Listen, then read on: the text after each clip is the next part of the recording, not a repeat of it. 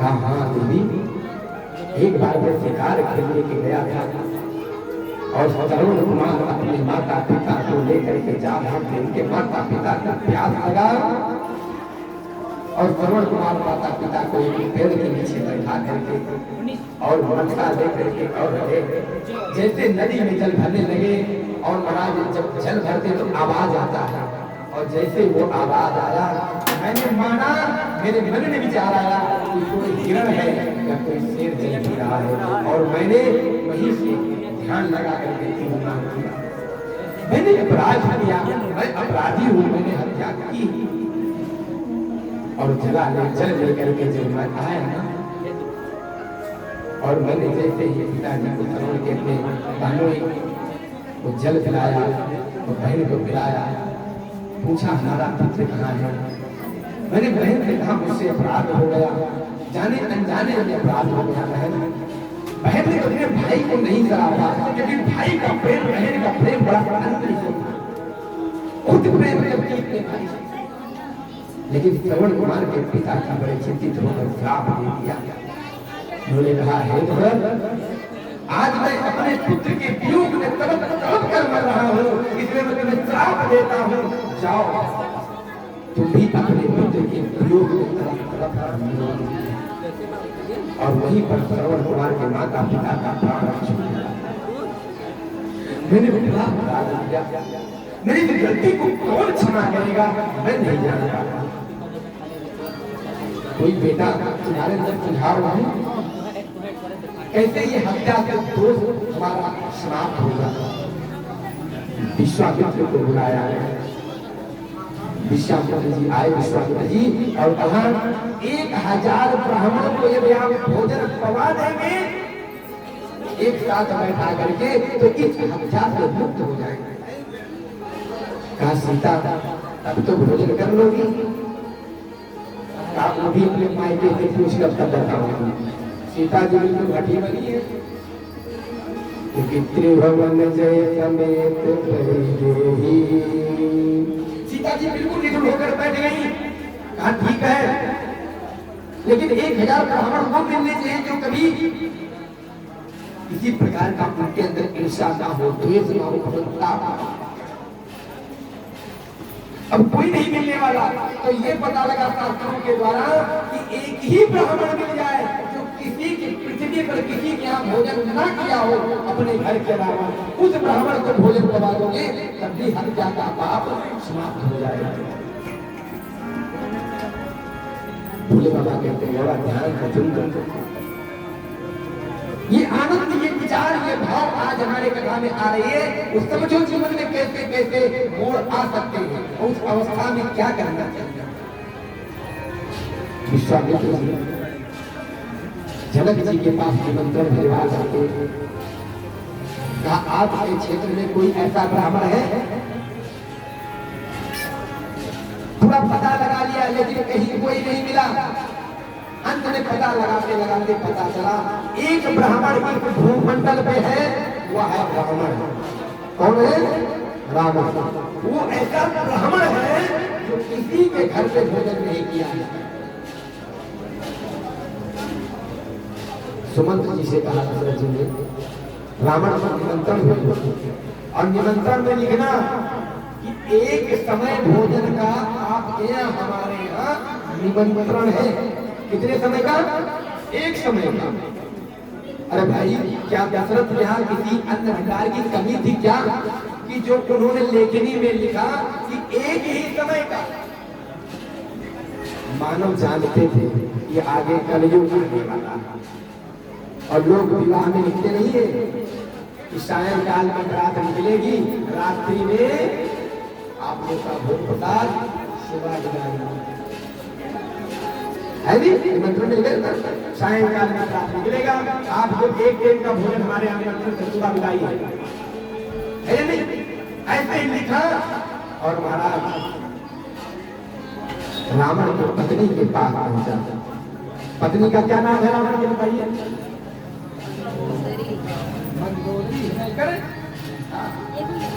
मंदोदरी।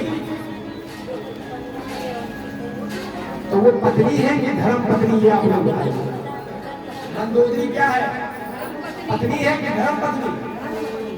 धर्म पत्नी जो धर्म को आगे करने, हर काम में धर्म करने के लिए तत्पर रहती है, कल्याण करने की कामना करती है, अपने समाज का, अपने परिवार का, अपने कुल का, अपने खानदान का, वो अपने लोगों का कल्याण की कामना लेकर रहती है, वही तो धर्म पत्नी है। एक पत्नी और हुई, जानते हैं? जिनके नेत्र नहीं थे, दुर्योधन के पिता का क्या नाम है? घर घर में है, घर घर में धृतराष्ट्र। उनके पत्नी का क्या नाम पता है? धृतराष्ट्र की पत्नी क्या नाम है? देखो माताएं, अब कुछ हम जान गए, हमारी माताएं कितनी बुद्धिमान। ज्ञानधारी ने जैसे पति को जाना कि मेरा पति अंधा है, तुरंत उन्होंने आंख में पट्टी बांध दी। भाई एक लोग के पति का तबीयत खराब हो गया, वो बेचारे अस्पताल में भर्ती हो गए और उनके ग्लूकोज चढ़ने लगा। पत्नी पहुंच गई, कहीं जब इनको ग्लूकोज चढ़ा तो मुझे क्यों नहीं चढ़ेगा, मुझे भी चढ़ाओ। क्या ऐसी पत्नी होनी चाहिए? नहीं होनी चाहिए। अच्छा चलो एक बात मैं आप लोग से फिर पूछ रहा हूं, ध्यान से सुनना। पत्नी का 3 प्रकार का प्रभाव कहा गया है। आप लोग बताइएगा, हम देख रहे हैं हमारी माताएं कितनी योग्य है और कितना पति के प्रति में उनका स्नेह है, प्यार है, दुलार है। यहाँ की बात नहीं, यहाँ की तो सब देवियां ही देवियां, धर्म पत्नी ही। लेकिन आपके सामने यदि राज्य का वैभव रख दिया जाए, एक सामने तुम्हारा धन और संपदा रख दी जाए और एक समय तुम्हारे पति को रख दिया जाए और एक जगह पर तुम्हारे पुत्र को रख दिया जाए, मतलब राज संपदा वैभव एक तरफ, पुत्र एक तरफ और पति एक तरफ, आप पहले किसका चुनाव करेंगे ये बताइए? पति का। क्यों?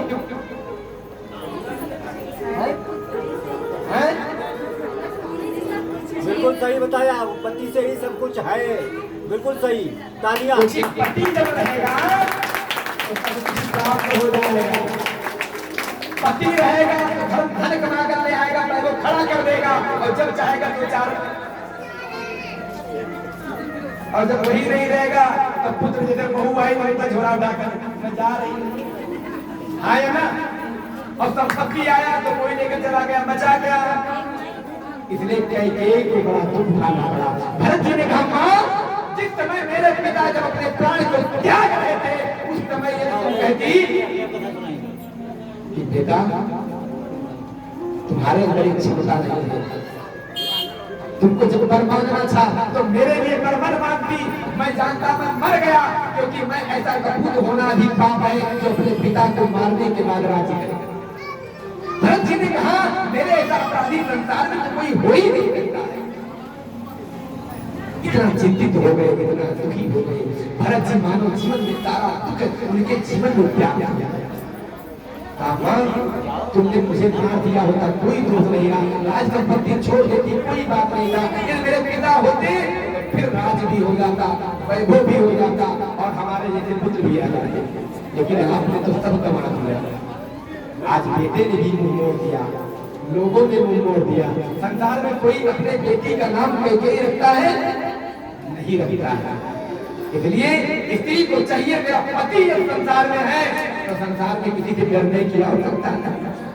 संसार में तुम्हारे सास ससुर खूब प्यार करते हो, नंद नंदोई खूब प्यार करते हो, पूरा समाज को बस नहीं करता हो, और यदि पति आपको स्नेह नहीं करता है तो सम्मान आपको कभी प्राप्त नहीं हो सकता है। कहेंगे क्या पति है, कोई क्षमता नहीं, और तुम्हारा संसार में कोई माने ना माने, अगर तुम्हारा पति तुम्हें प्रेम करता है, मानता है और विश्वास करता है तो संसार में तुम्हें किसी से डरने की आवश्यकता नहीं। ये ध्यान रखिएगा, ये सौभाग्य की बात होती। आज वही बात मैं कहना चाहता हूँ। माता सीता ने जब कहा तो दशरथ जी ने कहा बेटा निमंत्रण भी दे दिया और महाराज रावण के पद के पास पहुंच गया निमंत्रण मंदोदरी के पास। कहा स्वामी एक बात पूछूं? कहो। अभी तक तुम्हें मैंने राजा बनते देखा, राज्य वैभव करते देखा, तीनों लोक में साम्राज्य का स्थापना करके मैंने देखा, लेकिन मैंने तुम्हें ब्राह्मण बन करके कभी नहीं देखा। मतलब क्या कहना चाहती हूँ? कभी तुमने पुरोहिती कर्म किया? अरे ब्राह्मण का धर्म बनता है कि पुरोहिती कर्म भी करो, तुमने किया? देवी मुझे क्या करने की आवश्यकता? मैं स्वयं राजा हूँ, दुनिया मेरे कदमों में गिरती है, दुनिया मेरे कदमों में गिरती है, मुझे किसी की पुरोहित बनने की आवश्यकता नहीं। मंदोदरी ने कहा क्यों नहीं बन सकते? मेरी पत्नी की इच्छा है, वो धर्म की काम की कामनाओं को पूर्ण करने के लिए तत्पर है। आज महाराज मंदोदरी की बात को मान करके और रावण ने कहा देवी तुम सत्य कहती हो, आज मैं ब्राह्मण बनूंगा, आप बताओ क्या करना होगा? पुरोहिती के लिए कहां जाऊं? कहा ये देखो निमंत्रण आया है, कहां से? महाराज दशरथ जी के यहाँ, और आपका ही विशेष निमंत्रण है, तो आपको पुरोहित बनने का मौका भी मिल गया और निमंत्रण भी मिल गया, अब तो जाइए। और महाराज रावण अपने सर से मुकुट उतार करके और पत्नी को लेता कहा था देवी आज रखो, और ब्राह्मण का देश बना करके रावण बड़े भाव से दशानंद और दशरथ के महल में पहुंचता है। और जैसे रावण दशरथ के महल में पहुंचता है और दशरथ को जैसे सूचना मिलती कि महाराज ब्राह्मण देवता रावण हमारे यहाँ निमंत्रण पाने के लिए आए हैं, दशरथ जी दौड़ पड़ते हैं और दौड़ करके अपने द्वार पे जो है ना द्वारी वहीं पर खड़ा होकर के और बड़ा सा सुंदर सा सोने का महाराज मंगा करके बर्तन और उसी से जिसे हम लोग क्या कहते हैं परात से बड़े प्रेम से चरणों को धोया।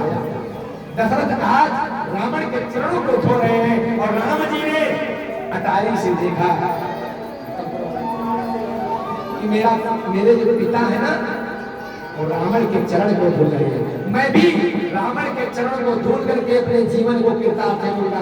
रामचंद्र भगवान की इस बात को जैसे सोचा कि राम आज मेरे पिता ने चरण छुआ है धुला है, मैं भी रावण का चरण धुलूंगा, ये मैंने संकल्प बना लिया। लेकिन संकल्प पूर्ण कैसे होगा भाई? संकल्प करना बड़ी बात नहीं, लेकिन संकल्प पूर्ण करना बहुत बड़ी बात है। क्यों? क्योंकि राम जी के दिमाग में इसलिए नहीं आया, इसलिए दिमाग में आया कि मेरे पिताजी ने रावण के चरण को ब्राह्मण का सेवा किया है, इसी तरह हमको चाहिए। एक बार मैं कहीं गया हुआ था निमंत्रण में, तो अपने बच्चे को बुलाकर कहने लगे महाराज का पैर छुओ। बेटे ने एक बार कहा, दो बार कहा, तीन बार कहा, लेकिन बच्चे ने पैर नहीं छुआ। पिताजी ने दो कटपटा ठाई मारा, क्या करने छुआ, फिर भी पैर नहीं छुआ। माँ दौड़ते क्यों मार दिए? क्या पैर नहीं छुआ? बेटा महाराज जी का पैर छुओ। दो बार कहीं, तीन बार कहीं नहीं छुआ, फिर तो तीन कटपटा हो गई। हमने कहा देवी रहे बच्चे क्यों मार रही हो? महाराज जी पैर नहीं छुआ। अरे काम पगली, पहले तू तो पैर छू, पत्नी तुम नहीं छुएगा, अरे पहले तू छू। और जैसे महाराज पति पत्नी पैर छुए, बेटा तोड़ करके साष्टांग दंडवत होकर प्रणाम किया। हमने कहा यही देख, मारने की क्षमता नहीं है, पहले तुम करोगे। बच्चा अपने आप करना प्रारंभ करो, पहले तुम तो छू बेटा। जैसे पति पत्नी पैर छुए, बच्चा तुरंत साष्टांग प्रणाम किया। कहा देखा देवी मारने में क्षमता नहीं है, हंसने में पहले तुम वो करो। काम करते रहो, नाम जपते रहो, मन में गोविंद गोपाल गाते रहो। कहने में अंतर होता करने में। हम लोगों को कहना बहुत जल्दी समझ लेते हैं, ये कर लो वो कर लो, लेकिन आप देख रहे नागेश्वर धाम में किसी ने कहने की आवश्यकता नहीं पड़ती, खड़गापुर में किसी ने कहने की आवश्यकता नहीं पड़ती है।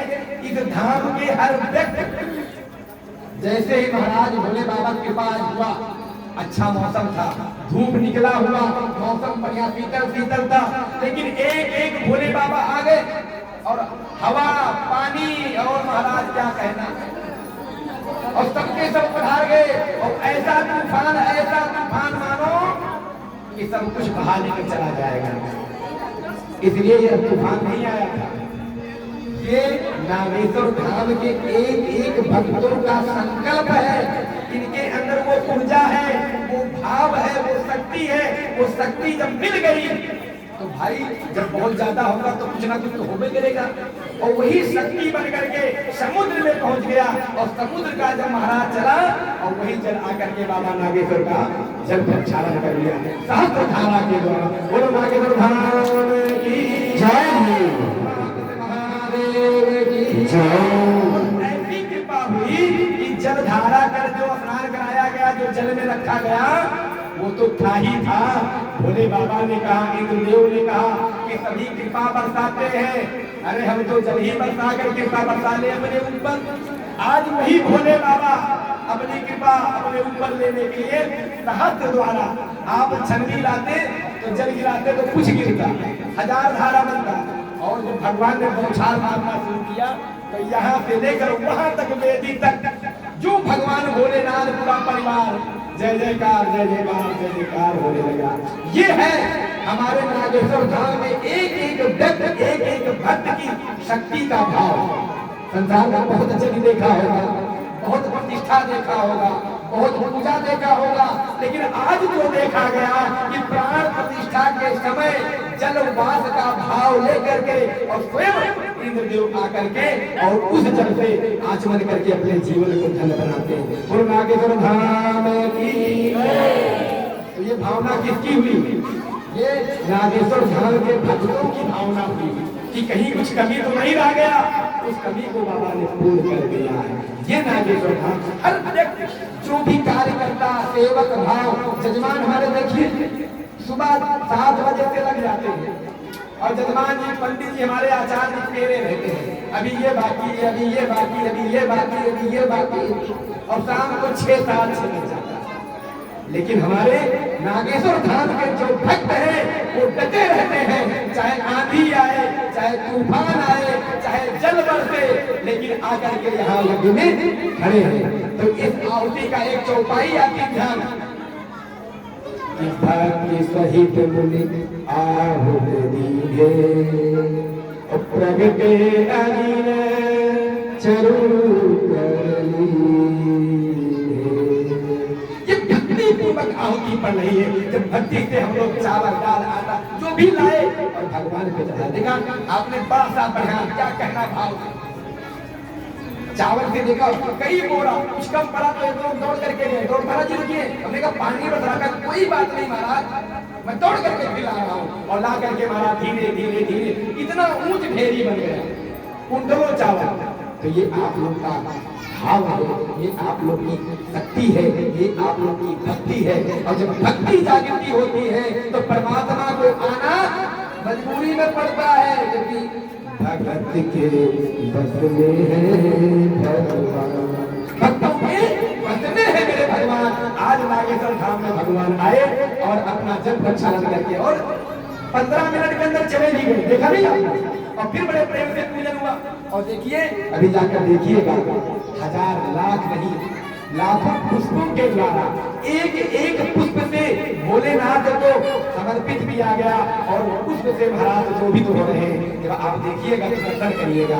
ये सौभाग्य है नागेश्वर धाम का। आज वही माता सीता ने जैसे ही महाराज दशरथ ने चरण को धुला और चरण धुलकर को प्रणाम किया, राम जी ने कहा मैं भी चरण को धुलूंगा एक दिन, संकल्प कर लिया। और इधर बैठने के लिए रावण को बुलाया। और रावण जब बैठने के लिए बैठा तो कहा ये मैं पूछना चाहता हूँ कि मुझे बुलाने में किसी ने आज तक क्षमता नहीं था, कोई मुझे बुला ही नहीं पाया। वो कौन ऐसी देवी है जो मुझे बुलाया?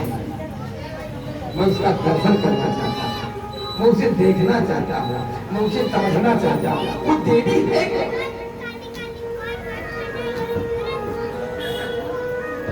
रावण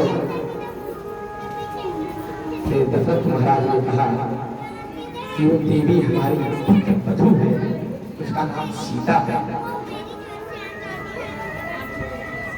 अब रावण को कि महाराज आज पूजनीय ब्राह्मण देवता है और उनको ले जाकर के और बढ़िया सुंदर सा आसन बिछा दिया।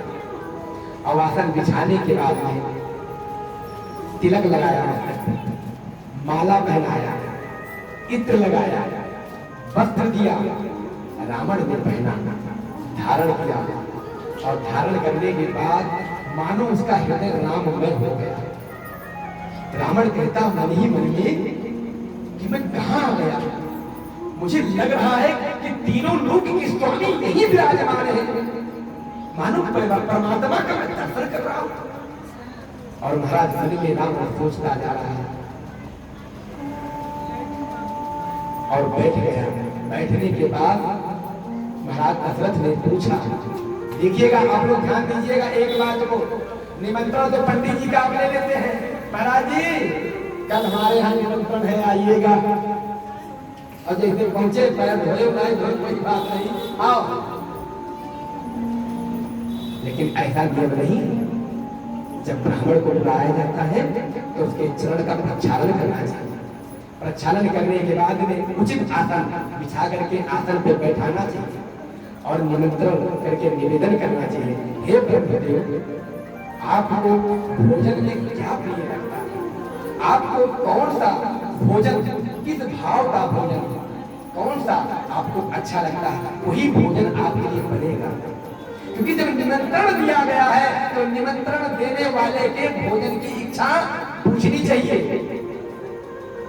अब ये नहीं है कि कद्दू सब्जी बनाए लो, आधा पानी मिलाए दो और दो पूरी खवाए बांध दो, महाराज बस अब रहा और महाराज ऐसा निमंत्रण नहीं होता है। ब्राह्मण को बुलाने के बाद बैठाइए और फिर पूछिए महाराज पूरी सब्जी खाओगे या क्या खाओगे, आपको पसंद हो, क्योंकि मैंने आपका निमंत्रण दिया है। महाराज दशरथ ने हाथ जोड़ करके कहा, हे ब्राह्मण मैं आपसे पूछना चाहता हूँ, आप भोजन में कौन सा प्रसाद ग्रहण करेंगे, आपके लिए क्या करें, आप आदेश करें। ब्राह्मण ने की विनम्रता को देख करके मैं ब्राह्मण का राजा होकर के ये भाव तो लोगों में देखता हूँ, लेकिन उनमें डर देखता हूँ, डर। और आज मैं भाव को देख रहा हूँ, इस भाव में इतनी शक्ति है कि मैं कहूँ तो क्या कहूँ। रावण आश्चर्यचकित हो गया। जो भी रावण ने कहा, फिर रावण ने शर्त रख दिया। क्या शर्त रखा? कहा जिस बहू ने मेरा निमंत्रण लिया है ना, वही मेरे लिए भोजन भी बनाएगी, तभी मैं ग्रहण करूं। माता सीता ने कहा कि मैंने अभी तक यहाँ के दरबार का, अयोध्या के एक कण भी ग्रहण नहीं की, और जब तक बहू कुछ खाती नहीं है तब तक वह कुछ बनाती नहीं है।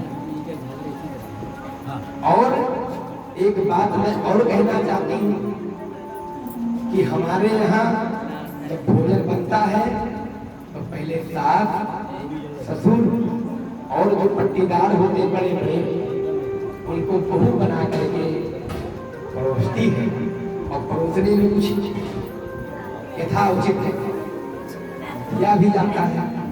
लेकिन हे ब्राह्मण देव, मैंने आपका निमंत्रण लिया है, आपको मैं दक्षिणा दूंगी, मैं आपको कुछ ले नहीं सकती, इसलिए मैं नहीं बना सकती। इतने पर कौशल्या मैया कहते हैं, बेटी ऐसी क्यों बात करती है, मान लो हमारी घर की बेटी हो। कहा नहीं, मैं नहीं। रावण ने कहा भोजन नहीं पवाएगी तो मैं भोजन भी नहीं पाऊंगा। दशरथ ने निवेदन किया, बेटा मेरी बात तो मान लो। माता सीता कहना चाहती है कि यहाँ एक भाव का प्रादुर्भाव हो रहा है, जो जीवन में हृदय में बैठ करके आपको आनंद देने वाला है। ठीक है, मैं बना रही हूँ सुंदर सा खीर। माता जगत जननी ने बनाया। भोजन पड़ता अपने ससुर जी को भी और रावण को भी पड़ता। पसने के बाद सीता ने देखा कि ससुर जी के खीर में एक तृण जाकर के दे रहे हैं। अब वो तृण को देखकर चिंतित हो गई कि पहली बार मैंने अपने हाथों से अपने ससुराल में मैंने भोजन बनाया और भोजन में यदि ये तिनका पड़ गया है तो मेरे इस भोजन का और मेरे माता पिता का कितना अपमान होगा। इसलिए बैठे बैठे सीता ने वहीं से उस तृण को दृष्टि लगाकर देखना शुरू कर दिया और तृण को देखते देखते जलाकर राख कर दिया और वो राख भी दिखाई नहीं पड़ा। इतना तेज दृष्टि सीता माता ने डाला और महाराज दशरथ ने देख लिया। भोजन जब ग्रहण कर लिया दशरथ हाथ धो करके आए, कहा बहू अकेले में बात की, हाथ जोड़कर निवेदन करता हूं बेटा, आज मैंने जो देखा ना ऐसा कार्य अपने जीवन में दुश्मन के लिए भी मत करना, चाहे क्यों ना आपके प्राण को हरने वाला हो, क्यों ना तुम्हारे मर्यादा का हनन करने वाला हो, उसके लिए भी ऐसी दृष्टि का पालन मत करना। नहीं तो जब रावण माता सीता को ले गया था ना, दृष्टि डाल देती तो स्वाहा हो जाता। लेकिन अपने ससुर की मर्यादा का रक्षा करने के लिए अशोक वाटिका में उस तृण को उठाकर दिखाना चाहती थी और तृण को देख करके ध्यान करती थी, ससुर जी का याद आ जाता था, इसलिए नहीं बोलती थी। ध्यान रखना, माता चाहती तो वही भस्म कर देती, लेकिन अपने ससुर का मर्यादा रखा। ऐसी मेरी माताएं तो अपने बेटी को विदा करती है तो क्या कहती है, बेटा पहले था आवाज का है कि नहीं पता नहीं, तो एक पीला या लाल कपड़ा देती है इतना बड़ा और उसमें बढ़िया सा गांठ मारती थी माँ, 1 2 3। बेटी पूछी माँ ये किस बात का गांठ लगा रहा है? कहा बेटा देख ये गांठ इस समय खुल रहा है, अब मेरे घर से तू बाहर जा रही है और वहां जाना मेरे मान मेरे सम्मान मेरे प्रतिष्ठा को बनाए रखना। दूसरी बात यह है कि कोई परिवार में कुछ कह भी दिया ना तो गलती है या नहीं है फिर स्वीकार कर लेना कि मुझसे गलती हो गया है।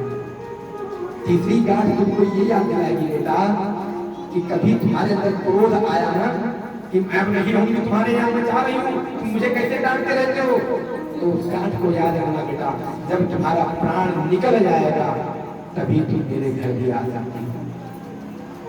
वैसे तो बार बार आओ जाओ प्रेम के लिए हर बार तुम्हारे लिए दरवाजा खुला है, लेकिन ये क्रोध करके आती हो तो तुम्हारे लिए दरवाजा बंद है।